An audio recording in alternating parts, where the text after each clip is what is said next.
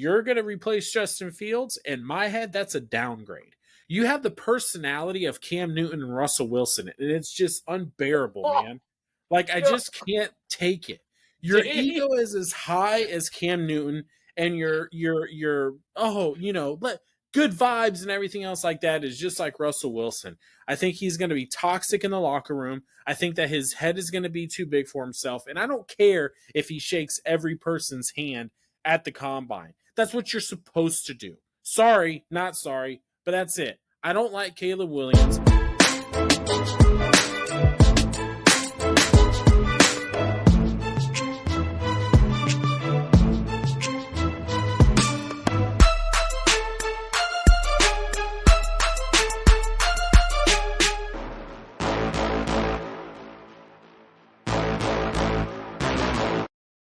Hello, everyone, and welcome to the Beardzone Podcast. I'm one of the hosts. My name is David. I got my boy Scooter with me today. How we doing, Scooter? Man, it's good to be back on, and there's been a lot transpiring in the NFL world, man. This combine was sick. History-making, too. Yes, history. We did witness history this combine. It was a just packed full weekend of just, college guys just, hey, man, job. We were able to watch job interviews all weekend because that's exactly what the NFL Combine seems to be. Some people only did those interviews. Well, okay, spicy, starting it off. Spicy. But I want to go off of. Let's just dive right into it, man. Xavier Worthy, dude. Speed kills in the NFL today. The fact that it went from 4.25 to 4.22 to 4.21, it was like the build-up, so. But what were you saying? The guy before him ran like a 4.23. He was like, hold my beer. Yeah. I can do better. And then he just continued to run. Like, did you see that? He couldn't stop. He just couldn't stop. He was probably afraid of pulling a hammy, bro. Oh, I know. But he didn't really do anything after that, though. I think that's what they wanted to see from him was his actual, burst speed. And it was insane. Right. They did a poll after that when he set the record. It was like, who's faster? Xavier Worthy, an F1 car, the Millennium Falcon, or the speed of light? And it was great. I think it's in this order as fastest to slowest. Speed of light, Xavier Worthy, and then the FS. The F1 car, yeah. The F1 car is, coming in last place on that. So, but Xavier Worthy, man. I mean, so my question to you is that we saw this a couple of years back with Ross, right? John Ross, yeah. John Ross, who ended up going to the Cincinnati Bengals, and I believe he was partnered with AJ Green, at the very end of his time there with AJ Green. The quarterback, man, I can't remember who the quarterback was. If it was Palmer at the time? No, Palmer wasn't there, and it wasn't Joe Burrow. It was it was Andy Dalton. Andy Dalton, the Red Rocket, right? So yeah. There's a big difference in Andy Dalton was in a slouch at Cincinnati, and people were like, I don't understand why this team's not making a run. They didn't have consistent defense. Now, going to how speed translates to the game, John Ross was just a deep ball guy. What you have with Xavier Worthy is a mixture of that, obviously, deep ball speed and Tyreek Hillism. There's more of a cut in agility and route running with Xavier Worthy other than John Ross. John Ross was, hey, dude, run as fast as you can, and we're going to see how this works. That's how Jake Browning got into the league. So keep that in mind. But there were other fast guys in there too. I mean, I was watching Clemson had a guy, cornerback, Nate Wiggins, dude, was running a 4.28. And as a cornerback, you got to keep up with guys like Xavier Worthy. You got to jam them. You might show Tyreek Hill. Right. And he ran a really fast 40 at 4.28, but he suffered a hip flexor strain, so we didn't get to see the rest of his skills and workout. But everyone's saying that he has a high football IQ and coverage skills. Obviously, with the elite speed, I would like to see some more tape from him and how he works in different schemes to say how versatile he really is between zone and man. Because you can have a guy up on press coverage all you want, but if he gets burned, like his name's Eli Apple, then it doesn't matter. I was about to say Eli. Right? He looked Yeah, good. it doesn't matter. I mean, you're going to have to be able to keep up with these guys. And at the end of the day, you're going to get got eventually. In the NFL, it doesn't matter how good you are. It doesn't matter what side of the ball you're playing on. You're going to get got, right? It's about recovering from that. Okay, so if you get beat off the line, or if you go inside instead of going outside, or vice versa, you go inside and you should have went outside. You're gonna have to recover, and that's where that speed comes into play, where you can really kind of close that gap in, and hopefully, I mean, it's probably going to be a loss on your end, but hopefully it doesn't turn into a touchdown or a game changing play where the field position is flipped or they get themselves into the position to kick a game winning field goal. To kind of keep on the cornerbacks, though, you were mentioning your guy who ran fast with the corner. I got another guy in the corners position that didn't run so fast, and his name is Kalen King. Now, Kalen King came in, and he was already, the draft was for him to really try and prove himself, I feel like, to maybe be, maybe late first, second round pick. And when you're running a 4.6 at corner, there's a problem.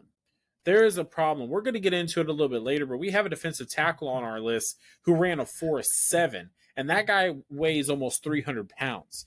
You got to think about this. When exactly what we were just talking about, you cannot be slow at the corner position, because if you are, then you're going to get got. You're going to get burnt, because you don't have to go up against the Tyreek Hill, the Jalen Waddle, the Xavier Worthy.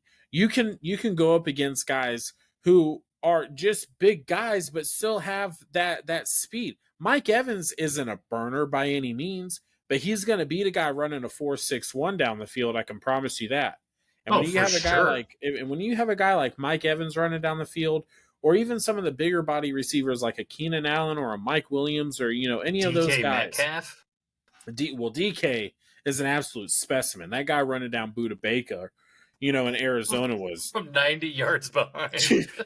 that had to be the scariest thing for Buda Baker. Like, I'm sorry, but you're dude who's like twice your size. Yeah, and Buda's fast. That's the thing. He's not slow.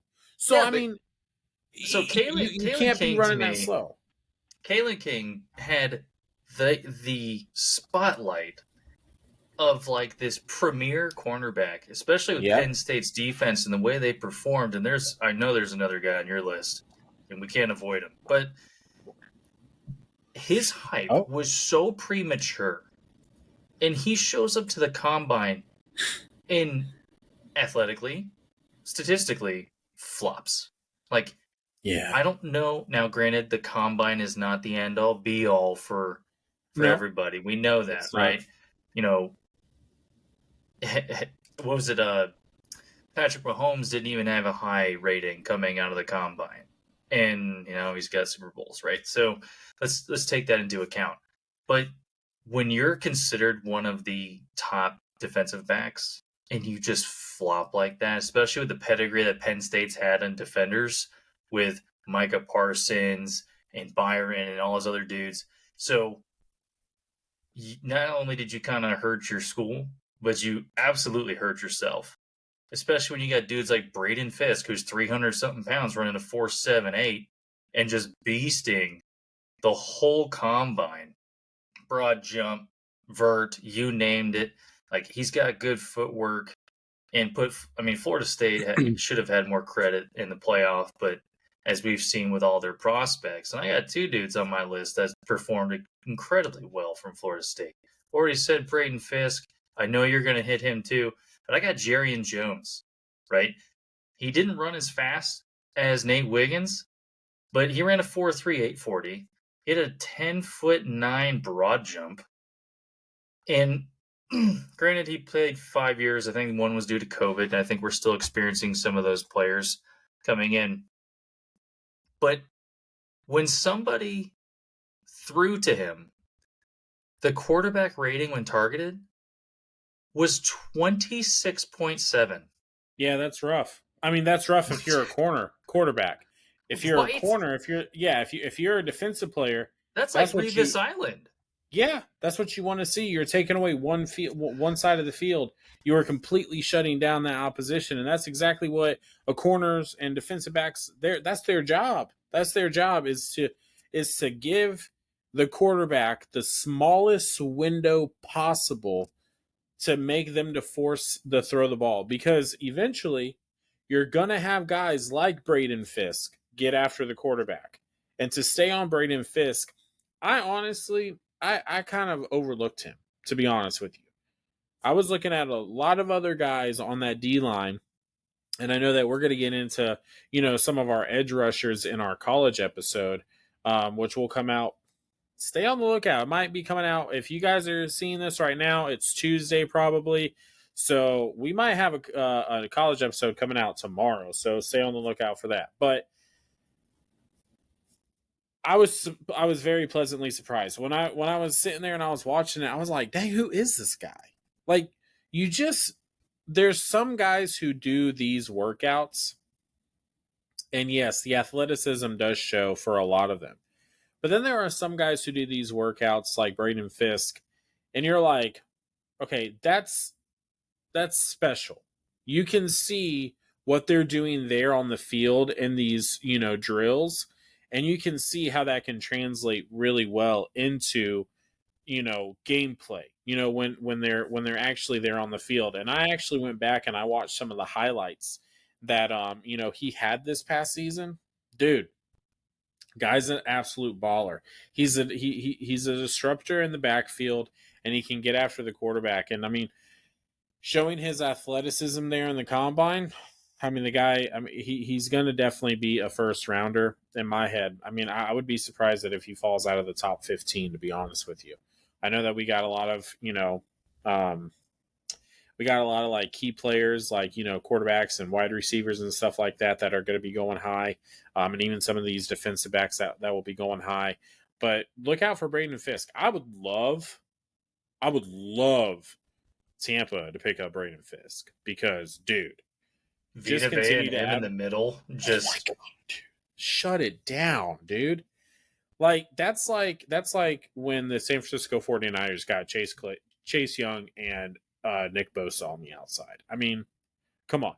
Just elite talent, just absolute powerhouses. So I like Braden Fisk a lot from FSU. And if you have not looked at him and if you have not seen his tape, go and watch it. Go and watch it because it's really good. It's very holistic from a defensive lineman standpoint. It shows a lot of explosiveness and speed. He still has the agility. He's got good hands. A lot of their drills, he was fantastic. And I know we got a lot of defense on here. And that's typically who shows out on combines. But to beat the dead horse on the D-line, you got Chop Robinson, dude. Who, if anyone goes back and watches the combine on some of these edge guys or these D-line guys, Chop Robinson is just a freak of nature. It's like you took Myles Garrett and Micah Parsons and just mended them together in just raw ability. It'll be very interesting to see how Chop goes and gets molded because I was watching it. He's just, again, a freak of nature. But in Penn State just seems to be churning out edge rush dudes left and right. Though he does show excellent pass rush ability, I would say he needs to probably look at being more of an anchor on the run game. Like, he shows a lot of lateral capability like Max Crosby does, and the pass rusher of Micah Parsons, as I said before. But I would like to see how he responds to that run game from the NFL standpoint. I mean, you can move laterally and you can move like his. I think I can remember his 40 time, but it was really fast for the D line or the edge rush guys. And he usually plays that 3-4 edge. or he probably could be 4-4, 4-3 edge guy. I think he's versatile on that. But from what I saw, athletically speaking, he's probably the best guy from the front seven. And the whole combine, I feel like, is because you said it earlier. It's not, we don't live and die by the combine. We've seen players who have had absolutely brilliant combines and then go to the NFL and we're like, okay, well, that was, they tricked us, you know? And then we have some guys who don't do very well or don't do anything at all. And then they go on to be a guy. They go on to be a guy in the NFL. But the Brock combine, Purdy, anybody? Yeah. the combine goes. It just, I feel like the combine. If you're an NFL GM, or if you're an NFL, mainly just NFL GM, NFL coach. You know, you're looking at these guys and you're trying to see, okay, who do we need to get onto our team to get us to that next step. It has to be hard because you're wanting to look at the whole thing, right? You're wanting to look at their athletic ability. You're wanting to mix it in with their tape, see how it kind of mirrors each other, or to see any differences. And then you also want to see what kind of a guy you have. You know, you want to interview them. You want to talk to them. You want to see if they would be a good fit into the locker room, because the last thing that you want is a toxic player in the locker room. Because if you have that can really mess up some stuff. I mean, look at what happened to the Pittsburgh Steelers a few years ago when they had Antonio Brown and Le'Veon Bell and that whole mess, man. It was just a mess, you know? And, I mean, if it wasn't for Mike Tomlin being Mike Tomlin, that would have been, gosh, even more of a train wreck. But you're looking at the combine and you have to say, okay, this guy has the athletic ability. I can teach him how to fit our scheme. If he has the ability, if he has the athletic ability to do what I need him to do, then I can teach him how to fit our scheme. And you hope for the best. I feel like that's what it really is. You know, these draft picks aren't an investment. They're a risk. It doesn't matter if you're the first overall pick or you have Mr. Irrelevant. You're a risk. You know, one guy who, though, I will, or actually, you know what? I'm not even going to get into it right now. You know who I'm going after. But I need to shout out one guy who really, and I'm kind of upset. I overlooked him. We had our last college episode when we were talking about running backs. I missed this guy. I completely missed this guy, and he dominated the combine. And that guy's name is Isaac. I'm going to butcher the name, but it's Isaac Guerendo, I believe, from Louisville. Yes. Dominated. We both missed this guy. Big miss. And I went back and I looked at his stats and his highlights. Big miss. I would be fired as an NFL scout. 100%. But that's why we're just two idiots talking into a microphone and, hope for a few views on YouTube. So, but, I mean, the guy, he ran, I believe it was a 4.33 or something like that. Lights out speed. And the thing about it is, you know how in some of those drills, they had it was like they were running up to the bag and then they had to cut one way or the other and then cut back up field. It's the one cut, yeah. Right, exactly. So the one cut drill. So they had the miles per hour over the guys as they were running. This guy never went down. He only got faster as he was running it. He only got faster. That's special. That's something that you need in a running back, especially because if you want a guy who can go both north and south is just as fast as they can go east and west. And this guy can do it. We hit it on one of our previous episodes. The NFL needs a north and south runner. Derrick Henry was that bridge gap guy. And I want to say that Isaac is absolutely the next person to bring that out. Same thing with the guy from Notre Dame. 220 pounds. I know. The same guy. I don't know how we missed him. Probably because the guy from Notre Dame, Estime, was just a physical beast. But the NFL needs to go back to that north-south run game. Not the smash mouth. I would love to bring that back, but Isaiah Pacheco is trying to do that by himself. But the size factor is not there. No. So, and I completely agree with you, and it was completely underestimated on our part. And if anyone gets a shot, you need to check that dude out. Now, I know who you were alluding to before. Yes. And I will let you get to that. Trust me. But we had our college episode and we were talking about quarterbacks right off the bat. This guy, I wanted to give an honorable mention, and I think the analysts and the combine did not do this guy justice. The quarterback from Tulane, Michael Pratt. They say that he didn't have a really good combine outing. I got it. Not everyone produces very well. I was going to say, I don't think he did very well, though.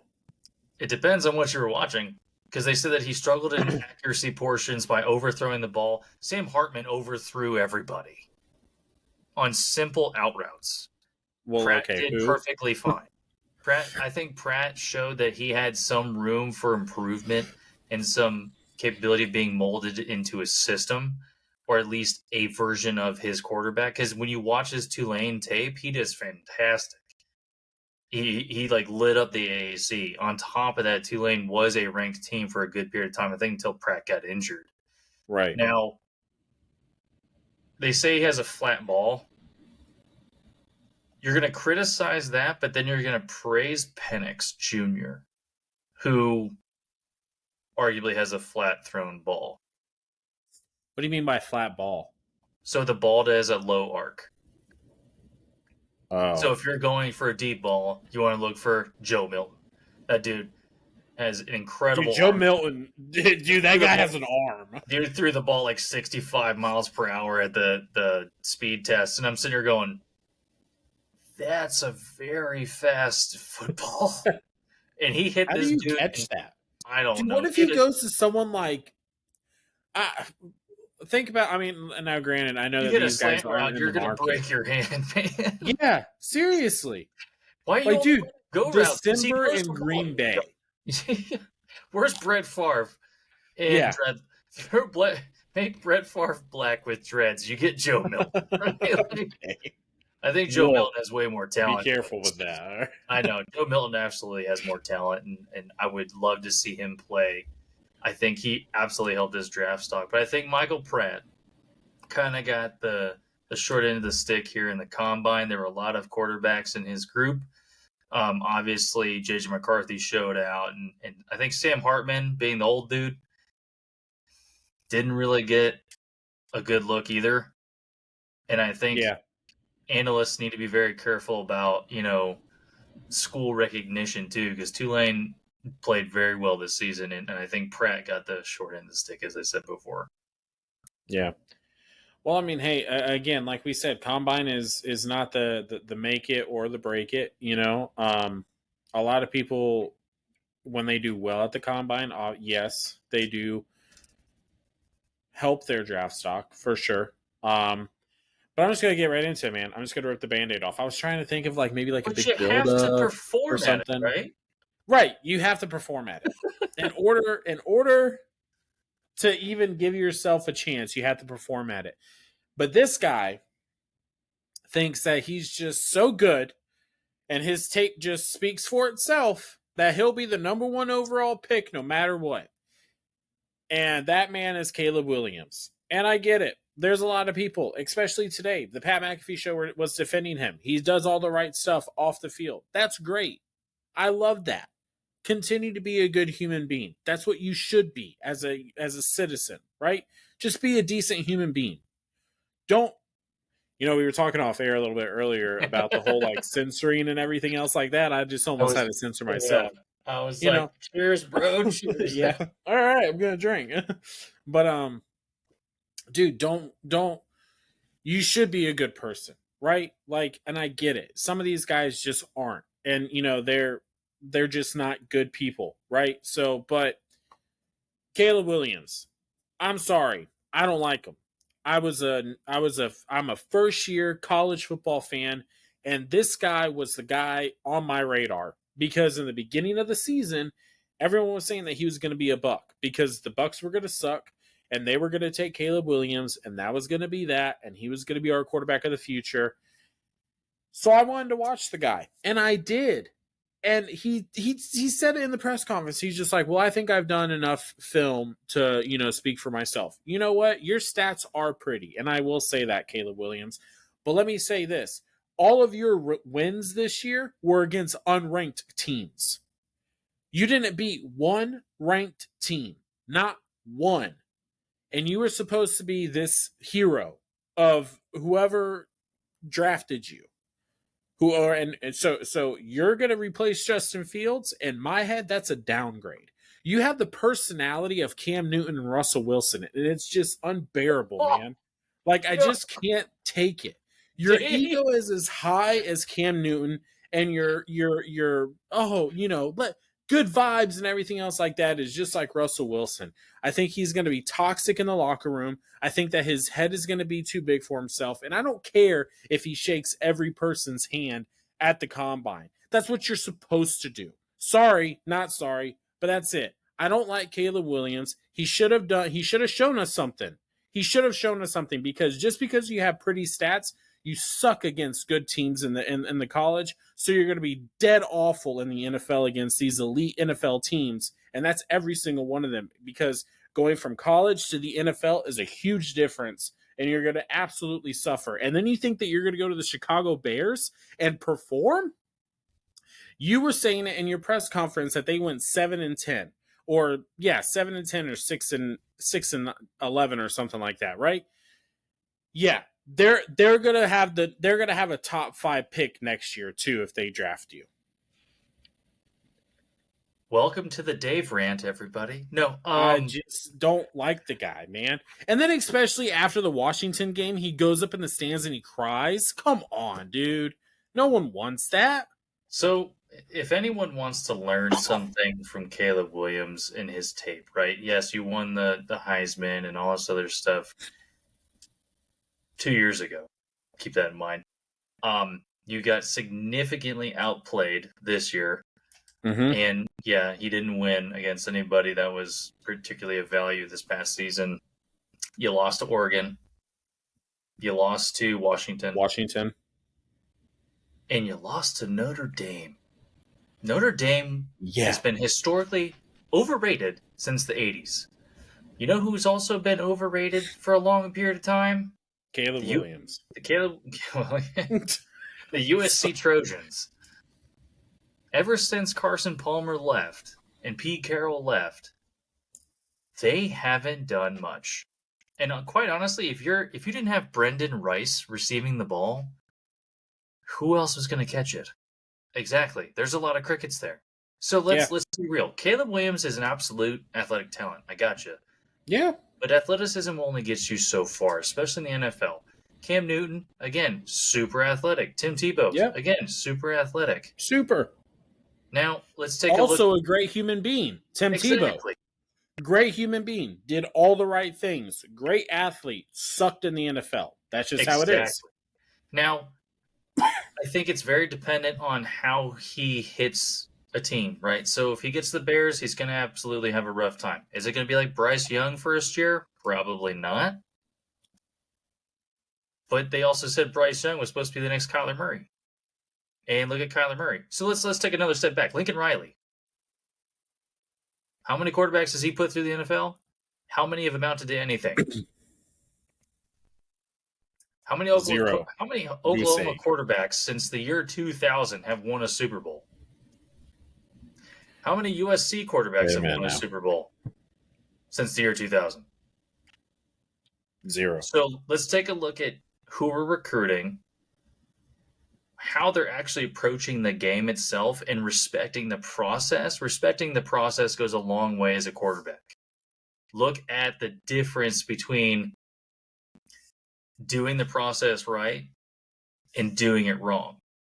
You could potentially have the issues between Johnny Manziel, or you can get a guy like Kurt Warner. Yeah. You can have the big difference between a Patrick Mahomes and Brock Purdy, or Brock Osweiler.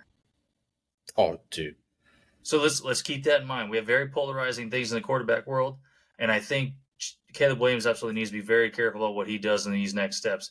Pro days are catered and scripted. That's why Anthony Richardson looks so dang good. Look at how Zach Wilson looked on his pro day. Okay, perfect example. Zach Wilson was supposed to be the next thing since sliced bread, and now look at his trash. I'm gonna, you know what? You almost got me. You almost got me to cuss. With one of these episodes, there's gonna be a slip, and we're gonna need. You know what? If you got any ideas for how to censor us, whether it's an animal sound or a train wreck or whatever else, shoot us in the comments. Hit the like and subscribe. Yeah.